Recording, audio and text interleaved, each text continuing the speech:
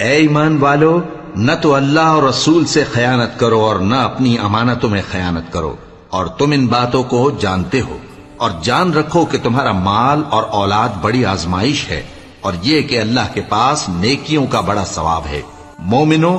اگر تم اللہ سے ڈرو گے تو وہ تمہارے لیے حق و باطل کا فرق ظاہر کر دے گا اور تمہارے گناہ مٹا دے گا اور تمہیں بخش دے گا، اور اللہ بڑے فضل والا ہے۔ اور اس وقت کو یاد کرو جب کافر لوگ تمہارے بارے میں چال چل رہے تھے کہ تم کو قید کر دیں یا جان سے مار دیں یا وطن سے نکال دیں،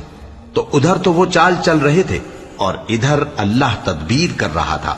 اور اللہ بہترین تدبیر کرنے والا ہے۔